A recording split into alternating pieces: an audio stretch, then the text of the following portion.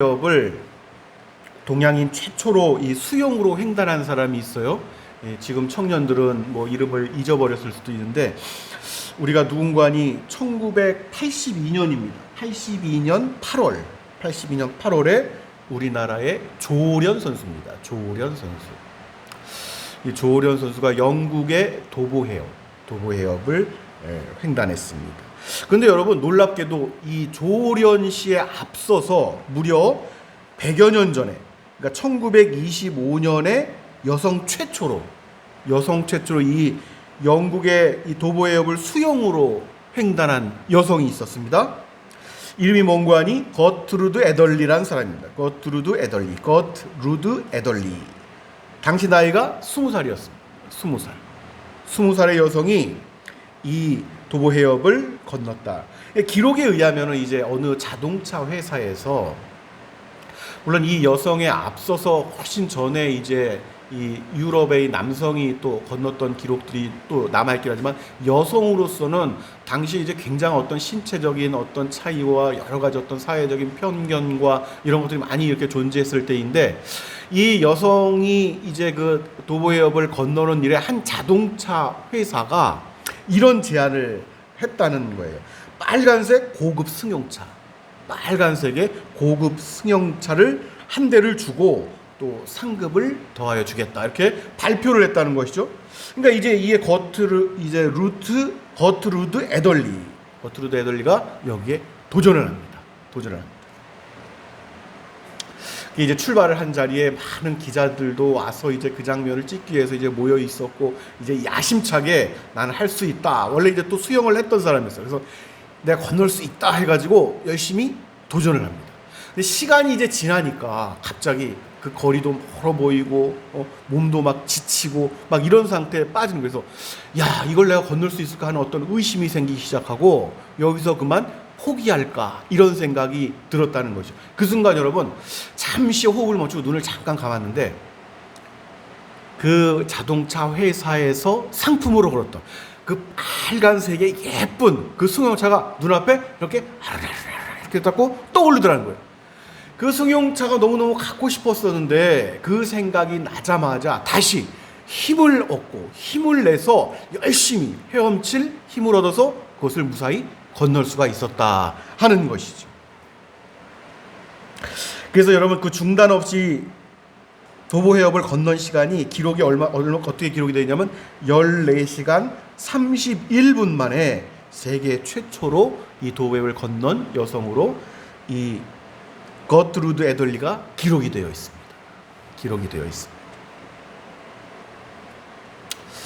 사랑하는 여러분, 이 땅에 우리의 그 인생의 여정길이 이와 같습니다.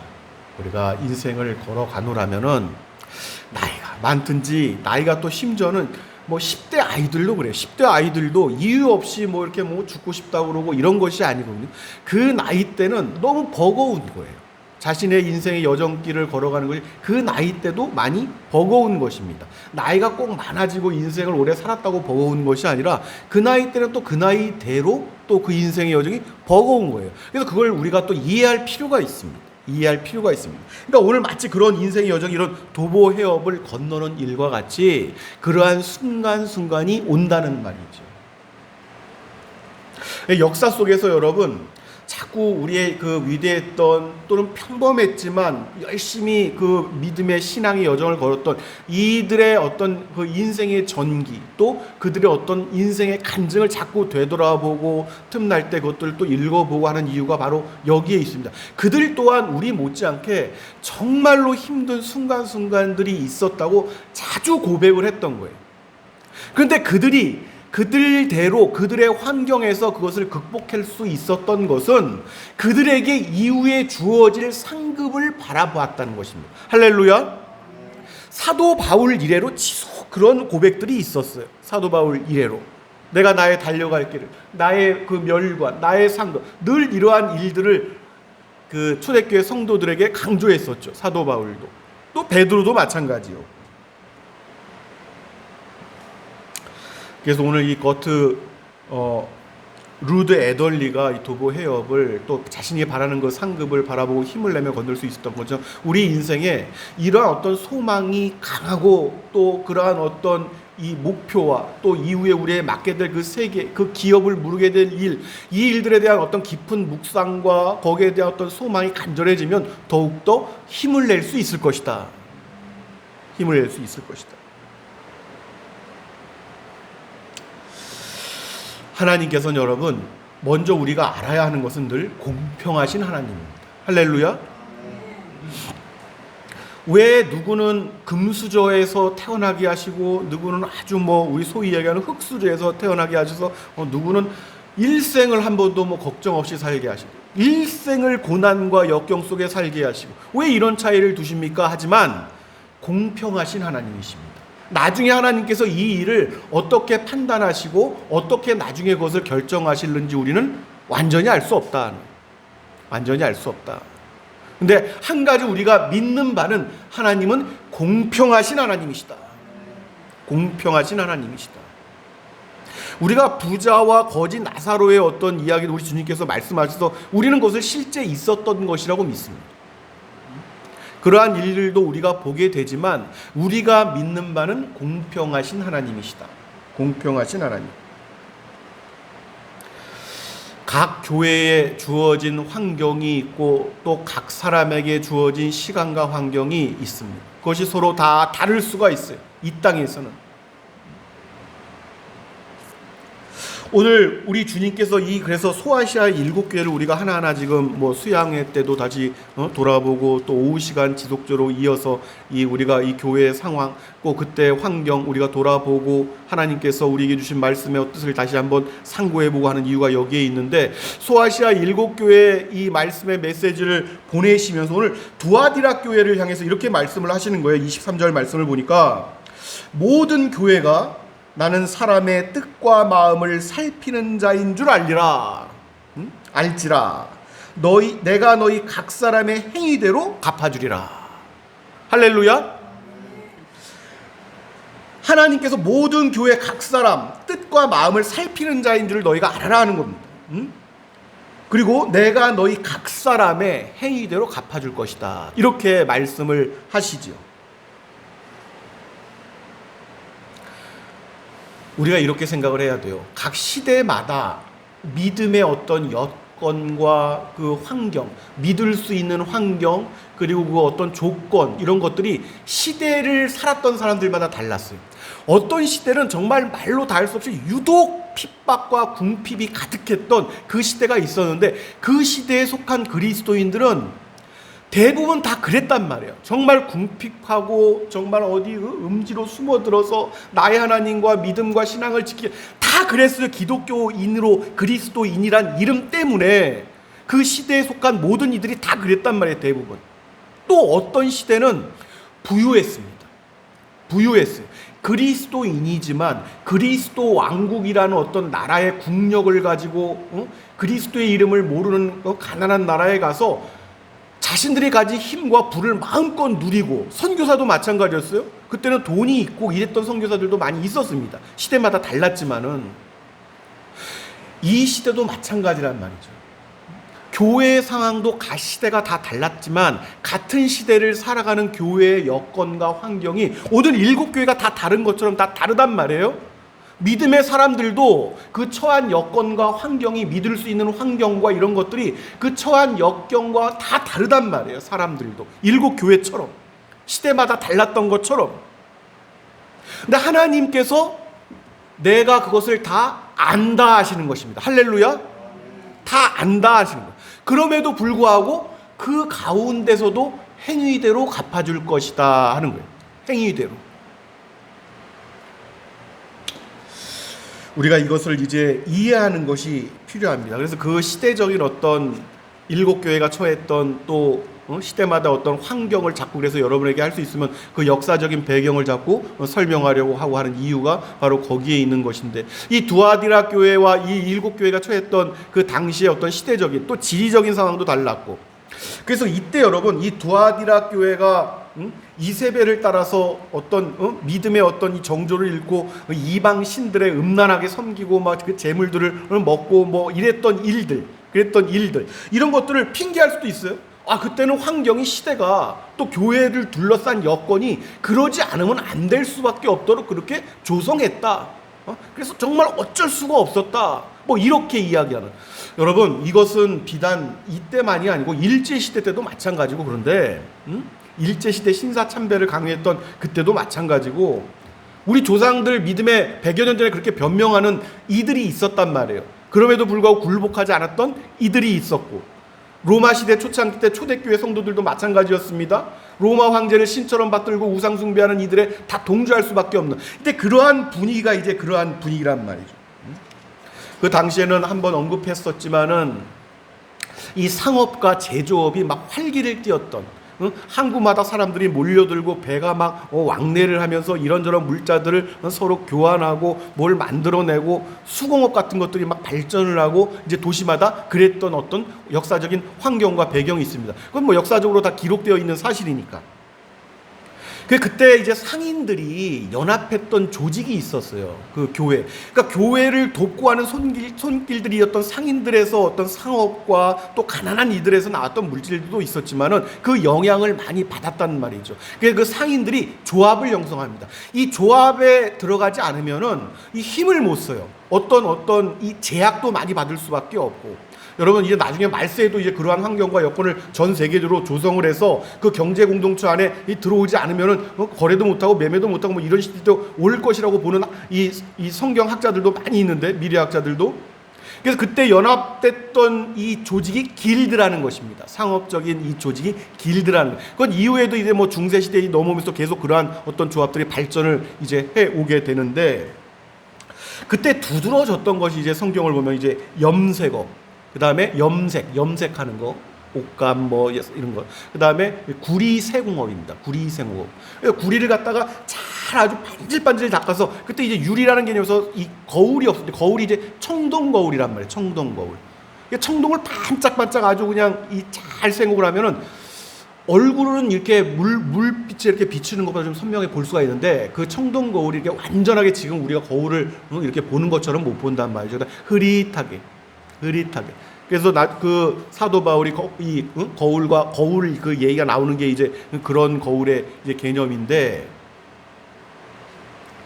우리가 여러분 잘 아는 이제 그 루디아 있죠? 루디아. 그래서 저기 기독교 백화점의 이름이 루디아를 유독 이렇게 딴 이름들도 많이 있습니다. 이 루디아가 바로 이제 염색업을 했던 여인이, 염색업 당시에.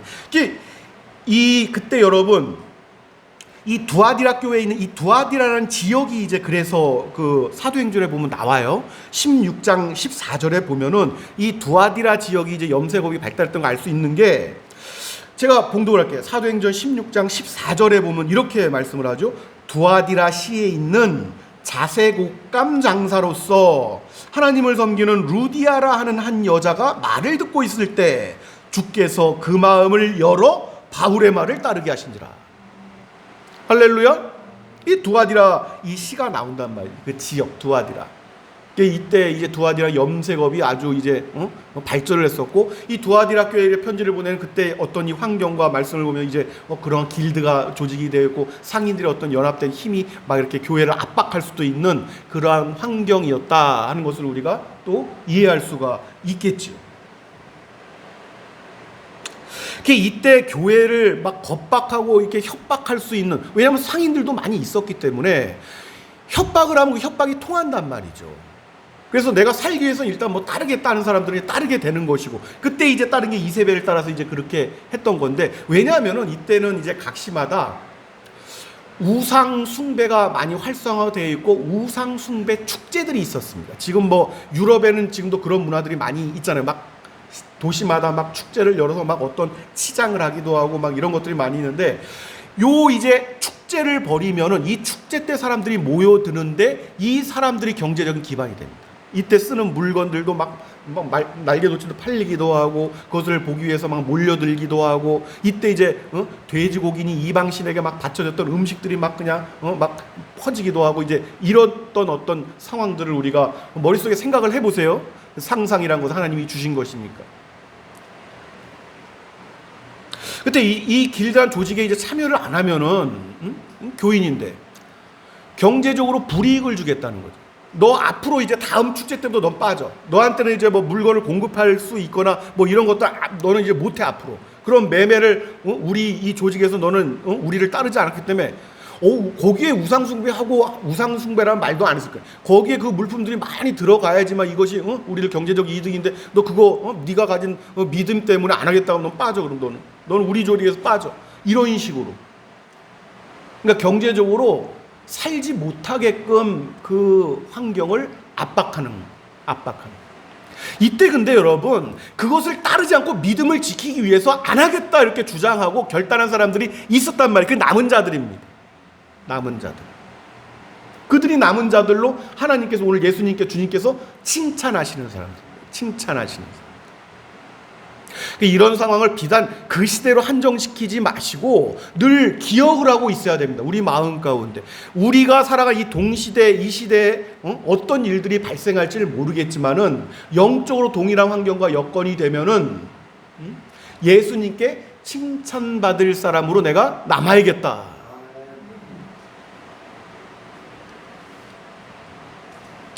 물질이라는 것은 지금 이 시대뿐만이 아니라 예전부터 그랬단 말이에요. 사람들로 하여금 성도의 가장 큰 어떤 위협이 되고 협박이 될 수 있는 수단으로 강력한 것이 바로 이 돈입니다. 돈이에요. 이걸로 사람을 어떤 협박하고 내가 뭐 움켜쥘 수 있다. 내가 너의 뭐 생사 여탈골을 줬다. 뭐 이런 식으로 그렇게 여기는 사람은 이 사람은 정신적으로 패망한 사람, 영적으로.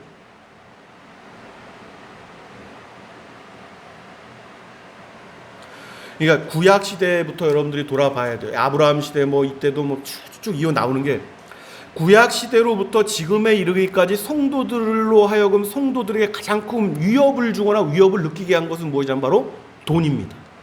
물질이에요. 물질. 성경 곳곳에 그렇게 보는 거예요. 그래 물질을 사랑하고 돈을 사랑하는 것이 일만하게 뿌리가 된다 이렇게 말씀하시는 이유가 바로 거기에 있는 것이고, 일단 사랑하게 되면은 거기에서 파생되어지는 것들이 너무 많습니다. 너무 많아요.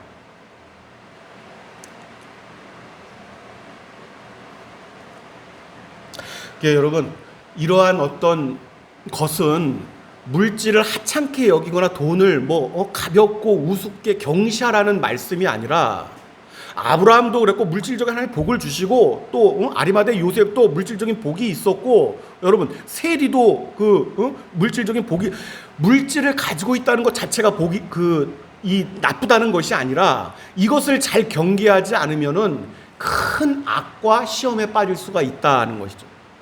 그리고 이것이 아주 이 사람이 살아가는데 중요한 어떤 상태가 되면 이것이 위협이 될 수도 있고 협박이 될 수도 있습니다.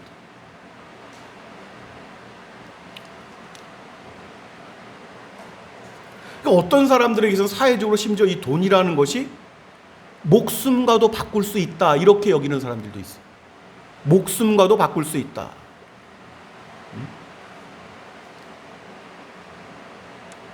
그렇게 매력적이란 말이죠. 매력적. 근데 돈 때문에 사람에게 잔혹하게 죽거나 어떤 잔혹하게 자신의 생명을 그냥 허무하게 끝내버리거나 이런 경우도 있단 말이에요. 일가족이 또 우리가 많이 매스컴에서 보는 것처럼. 그만큼 아주 무자비하다. 이 돈이라는 것은, 물질이라는 것은 깨닫지 못하는 이들에게는 아주 무자비한 어떤 도구가 될 수 있다.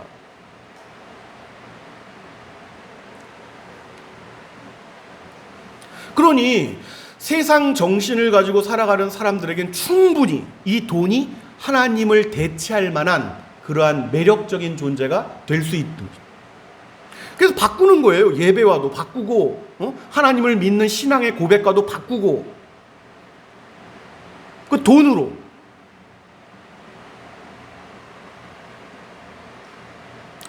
그런데 우리가 이제 분명히 해야 됩니다. 우리가 계시록을 이제 앞으로 지속적으로 살펴보겠지만은, 우리 주님께서는 그 시대적인 환경이 교회와 각 사람에게 처한 환경이 다 달랐지만 하나님께서 하신 말씀은 동일합니다. 할렐루야. 하나님께서는 너희 시대는 이랬으니까 또 이 시대는 이랬으니까 이런 것이 아니라, 그럼에도 불구하고 그 행위대로 갚아준다 이렇게 말씀을 하시는 것이죠. 그리고 핑계하지 못할 거라고 분명히 말씀하십니다. 그것이 핑계거리가 될 수 없다고 분명히 말씀을 하시는 거예요. 두아디라 교회도 마찬가지예요. 여러분, 그 상황이 이제 이러한 배경의 교회가 떨어져 있음에도 불구하고 우리 주님께서는 이제 2장 22절의 말씀을 보면은 그것들을 타협하고 그대로 거기에 굴복하고 무릎 꿇었던 그 자들, 그들은 질병과 큰 환난에 던져질 것이다, 이렇게 말씀하시죠.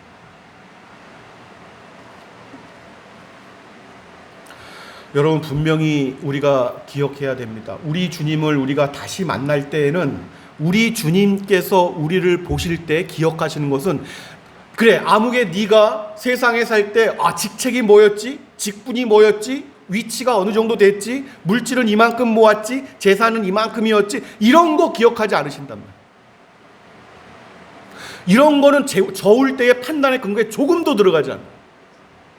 우리 주님께서는 내가 너에게 이러한 믿음을 주었는데, 내가 너에게 이러한 환경과 여건, 포도원이 결실을 맺을 수 있는 어떤 여건들, 기름진 밭의 조건을 주었는데 네가 지킨 것이 무엇이냐, 네가 맺은 열매는 어떤 것들이냐 하는 것입니다. 내가 너에게 준 그 믿음을 끝까지 지켰느냐 하시는 것입니다. 그것을 네가 견뎌냈느냐 하시는 것입니다. 곳곳에서 그러한 말씀이에요. 곳곳에서. 오늘 계시록 처음부터 에베소 교회를 시작으로 이후에 쭉 보세요. 전부 다 그 말씀입니다. 각 교회가 처한 물질적인 영적인 환경과 조성된 것들이 다 달랐음에도 주시는 말씀이 동일하다니까요. 놀랍게도 이것은 각 사람과 각 교회 역시 마찬가지다. 누가 무엇에 굴복했고 누가 무엇을 견뎌냈는가, 이것을 중심으로 보시겠다는 거예요. 오늘 말씀 여러분, 계시록 2장 25절 26절 말씀입니다. 다만 너희에게, 우리 함께 봉독하면 다만 너희에게, 시작. 다만 너희에게 있는 것을, 시작. 내가 올 때까지 굳게 잡으라. 이기는 자와 끝까지 내 일을 지키는 그에게 만국을 다스리는 권세를 주리니. 할렐루야. 우리가 이제 이 두아디라 교회에 이어서 우리가 이 사뎃 교회도 우리가 마찬가지입니다. 살펴보게 될 텐데, 교회마다 시대마다 교회마다 성도마다 누가 진짜냐 하는 것입니다. 성도든 각 개인의 성도든 교회든 누가 진짜냐, 누가 진짜 하나님의 성도냐, 누가 진짜 하나님께서 세우신 교회냐 하는 것입니다. 결국 누가 진짜냐 하는 거예요. 누가 진짜 하나님께 속한 교회이고 누가 진짜 하나님께서 주신 믿음을 가지고 그 믿음대로 견뎌내고 행했는가. 이것이 이제 그 칭찬과 책망을 가르는 기준이 되는 것입니다. 그 7개를 쭉 한번 보세요. 이것이 이제 칭찬을, 책망을 가르는 기준이 되는 것입니다. 오늘 여러분 이 계시록 쭉 한번 여러분 보게 되면 이 일곱 교회가 물질적으로 부유했던 교회와 물질적으로 가난했던 교회로 나뉘어집니다. 서머나 교회는 가난했죠. 우리가 기억하는 것처럼 가난했지만 너가 실상은 부유한 자라, 이렇게 말씀하셨던 것을 우리가 기억합니다. 물질적으로 가난한 교회가 있고 물질적으로 부유한 교회가 있고 또 영적으로 가난한 교회가 있고 영적으로 부유한 교회가 있습니다. 할렐루야. 그렇게 나뉘어지는 거예요. 그렇게 나뉘어지는 것입니다.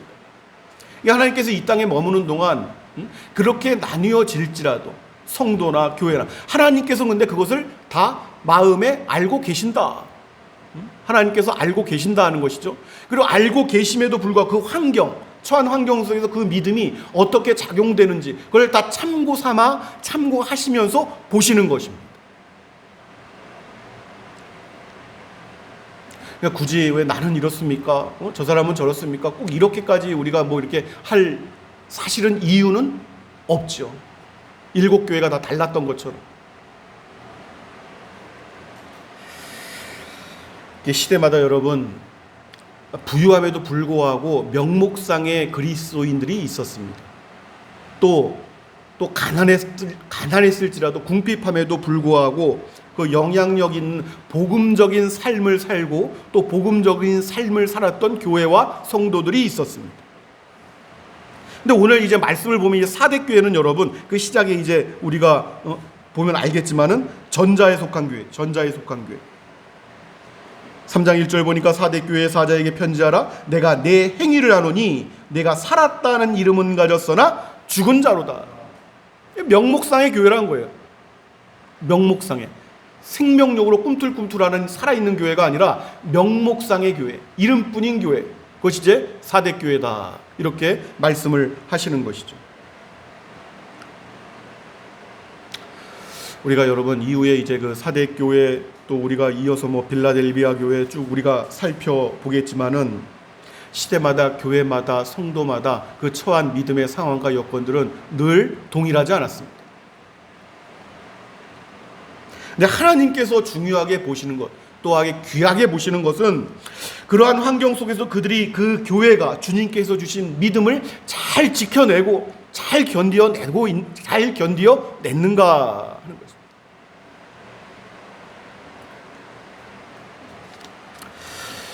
하나님께서 우리 북의 장로교회 이 지체들을 위해 훗날 교회의 승리자의 이름들 속에 기록되어지는 그러한 축복 베푸시기를 예수 그리스도 이름으로 축원합니다.